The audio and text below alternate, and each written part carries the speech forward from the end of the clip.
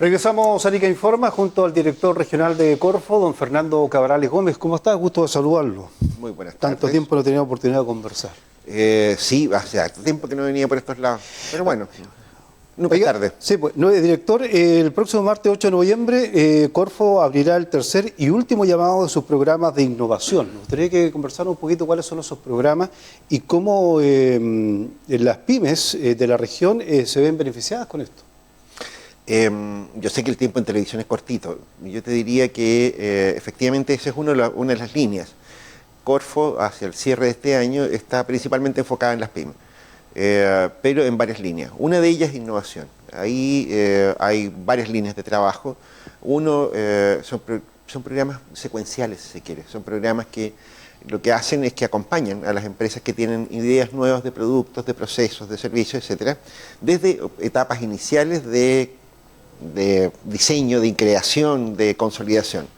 El programa parte con los programas Crea y Valida, ¿no es cierto? Que son programas que están orientados a que las personas que tienen una buena idea lo transformen esa buena idea en un producto que tenga cierta validación en el mercado, que se pruebe, que sea seguro, que realmente haga lo que dice que debe hacer. La segunda etapa son los Consolida y Expande, ¿no es cierto? Que son programas que están más orientados a la comercialización de proyectos innovadores. Esta misma línea tiene una versión para proyectos que tienen que ver con economía verde, con productos sustentables, todo aquello que hoy día es además de ser un imperativo ético y moral en algún sentido, es también un muy buen negocio. Los productos que tienen sellos verdes, que son producidos en condiciones sustentables, tienen muchísimo más valor en el mercado que aquellos que no los tienen.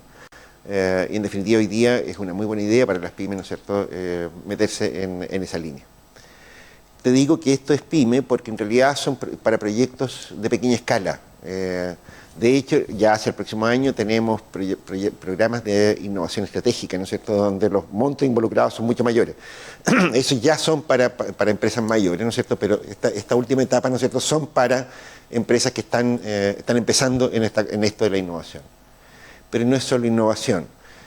Hay una batería de programas también que están orientados a la inversión. Yo te diría que uno de los problemas que tenemos, que esperamos que esto ayude a solucionar, son problemas de productividad. Hace mucho tiempo que lo sabemos eso, pero esencialmente, además de problemas de productividad que en nuestro país son críticos, tenemos que muchas empresas están todavía convalecientes del COVID. Requieren capital de trabajo, requieren invertir en renovar maquinarias y equipos, etcétera. Y ahí hay algunas líneas de trabajo que también se van a abrir ahora próximamente. Chile apoya, apoyando inversiones principalmente, y esencialmente el DFL 15, que también se abre la próxima semana, el 15 de noviembre. Básicamente esos programas están orientados más bien a la inversión de las pymes, es decir, no necesariamente proyectos innovadores, sino más bien proyectos de inversión que hagan más modernas las empresas, que las actualicen principalmente. Por ahí va el énfasis de este asunto. Ahora, ¿qué mensaje se le podría entregar a algunos tips, por ejemplo, a las empresas que preparan sus postulaciones a estos programas? Tips, 2 o 3. Te diría, 1, precaución, vienen tiempos difíciles. Este semestre no va a ser bueno, el primer semestre del próximo año tampoco. Hay algunas personas que creen que viene una recesión, que si yo no sé, yo diría que no soy tan pesimista, yo diría que viene un frenazo de la actividad económica necesario por problemas de liquidez, por el exceso de inflación, en fin, por una serie de razones, porque además esto está ocurriendo en todo el mundo y por lo tanto todos los países están haciendo lo mismo, defendiéndose de la inflación, y eso genera inflación en los más chicos. Ahí tenemos un problema más o menos serio. Digamos, lo primero, precaución. Lo segundo, énfasis en la productividad. Aquí, en las crisis económicas, solamente sobreviven las empresas más eficientes, no las más grandes, no las más prestigiosas, y nadie que le parezca, sino aquellas que tienen la capacidad de sobrevivir a circunstancias económicas difíciles. Eficiencia significa inversión, básicamente, modernizar sus procesos productivos, crear nuevas funciones que permitan desarrollar de mejor manera la actividad productiva. Y un tercer tip que te diría, que es una cuestión que más bien lo hemos visto ahora último, desde que entré a la Corfo de nuevo, es que hay un cambio en los medios de comunicación.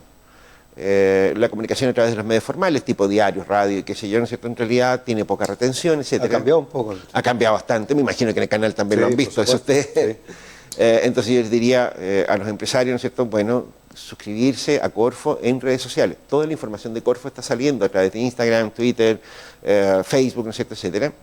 Y la gracia de este asunto es que cada vez que nosotros hacemos una innovación, es decir, cada vez que lanzamos un programa, que aprobamos, que hacemos una convocatoria, etcétera, está inmediatamente en las páginas, en las redes sociales de Corfo. Eso significa que un empresario, ¿no es cierto?, tiene el aviso instantáneamente en su teléfono de cuándo se abrió una convocatoria, de cuándo se abrió un nuevo proyecto, etcétera. Y eso facilita mucho las cosas. Yo te diría, ¿no es cierto?, que un tip muy recomendable a del partido es que las redes sociales no son solamente para hacer vida social, aunque su nombre así lo indique, también sirven para trabajar.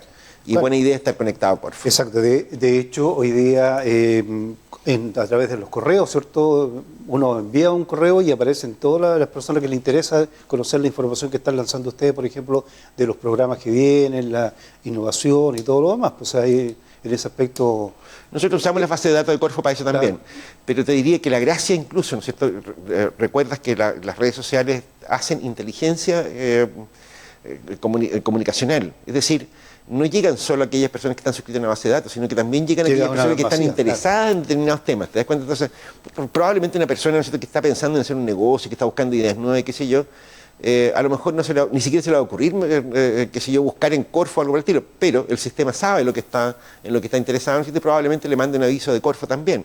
Exacto. Pero facilita las cosas. Hazte amigo, no cuesta nada, ¿no es cierto? Te van a llegar las comunicaciones formales de Corfo. No es muy entretenido, es decir, no va a ser tan entretenido como conversar con la polola o algo por el estilo, pero sí va a ser tremendamente útil que estar informado instantáneamente de lo que está ocurriendo con Corfo. Tú hablabas recién que estos meses que están terminando el año se vienen bastante un poquito medio complicados, ¿cierto?, en materia económica, y el próximo año se habla que el primer semestre también va a ser un poco complicado. Poco crecimiento, pero aquí en la región, ¿cómo ves hoy día el panorama económico de inversión y todo? Mira, yo esperaría que la región no sufra tanto. De hecho, a propósito del COVID y otra serie de circunstancias económicas, la región de Arica-Parinacota no salió tan mal parada como el resto del país, como los promedios nacionales. Es cierto que hay regiones en que probablemente han sufrido todavía menos impacto, que si yo estoy pensando en las zonas mineras o algo por el estilo. En Arica y Parinacota yo te diría que le ha favorecido el hecho de que los vecinos, Perú y Bolivia, son países que prácticamente han sentido muy poco el impacto de las crisis internacionales que han habido este último tiempo. Entre otras razones porque ellos tienen una estructura productiva que la ha favorecido incluso marginalmente. Los precios del petróleo, ¿no es cierto?, han ayudado, qué sé yo, la economía boliviana, la economía peruana. De hecho, el hecho, si tú observas, ¿no es cierto?, el sol peruano está carísimo. Sí. De hecho, a los ariqueños probablemente no les convenga ir a Tacna.